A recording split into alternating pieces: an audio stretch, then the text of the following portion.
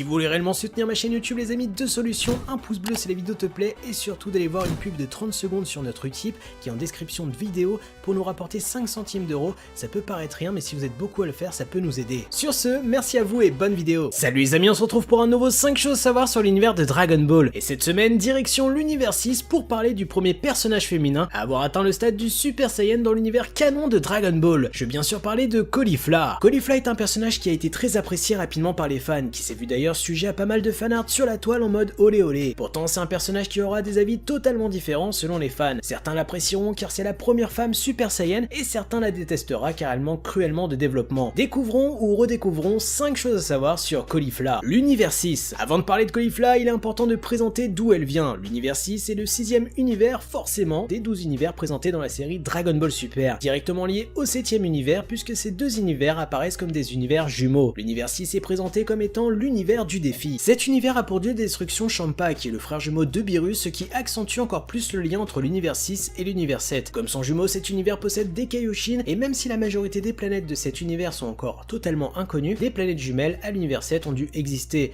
D'ailleurs, nous savons que la planète jumelle de la Terre a existé, mais a été dévastée entièrement. Même si l'univers 6 est jumeau avec l'univers 7, nous pouvons y voir des différences, notamment sur la race Saiyan. La différence des Saiyans de l'univers 7, qui sont réputés pour être des êtres sanguinaires, les Saiyans de l'univers 6 sont pacifiques, et mènent des missions pour préserver la paix dans leur univers. Il y a également une différence morphologique entre les Saiyans des deux univers. L'univers 7, comme on peut le voir encore avec Goku et Vegeta par exemple, nous sommes face à des Saiyans robustes avec des muscles saillants, alors que dans l'univers 6, les Saiyans semblent être plus fins, frêles, on dirait des chips, ce qui peut expliquer leur côté pacifique. Un développement parallèle. Caulifla est la première femme Saiyan de l'univers 6 présentée. D'ailleurs, lors de sa révélation, le V-Jump a bien veillé à foutre le trouble par rapport à ce personnage, puisqu'il n'avait pas hésité à mettre une image de la femme Super Saiyan qui apparaissait dans l'opening, l'arc survie de l'univers, à côté du chara-design de Caulifla. Chose qui était mûrement réfléchie puisque à ce moment-là, le personnage de Kale n'était pas encore révélé. Tout le monde a pensé que Caulifla était la version féminine de Broly, alors que c'était tout autre. Caulifla est rapidement présentée comme une jeune fille qui a du caractère, mais qui nous rappelle étrangement un autre personnage dans sa façon de voir les choses. Nous découvrons cette jeune fille qui a une soif de connaissance et une forte habileté au combat, qui nous rappelle énormément le tempérament de Goku. Leurs caractères sont tellement similaires que bon nombre de fans ont été jusqu'à théoriser le fait que Caulifla était la version alternative de Goku dans son propre univers. Caulifla est une grande guerrière avec un sens aigu du combat qui apprend très rapidement tout comme Goku. Elle considère que l'intérêt du tournoi du pouvoir est de devenir la plus forte de tous les univers. Ce fait met en évidence ses points communs avec notre héros, Son Goku. Un mélange de stéréotypes. Quand Caulifla fut annoncé par les médias, beaucoup de fans étaient enthousiasmés car enfin une femme Saiyan allait être au centre de l'attention. Déjà que Dragon Ball n'est pas une licence qui développe énormément ses personnages féminins, là les fans avaient le droit à une femme combattante et en plus c'était une Saiyan. Mais parce qu'il y a un mais, nous sentons dans le développement du personnage de Caulifla qu'il y a quelques détails qui peuvent être discutés. Caulifla est une femme combattante, ok, qui a très fort caractère, ok, mais qui comme dans de nombreux shonen est directement apparentée à une délinquante, chef de bande, autoritaire et garçon manqué, ce qui est bien dommage. Et dans ce genre de manga, quand une jeune femme est combattante au caractère bien trempé, elle est automatiquement classée dans la rubrique rebelle qui protège un autre personnage féminin plus craintif,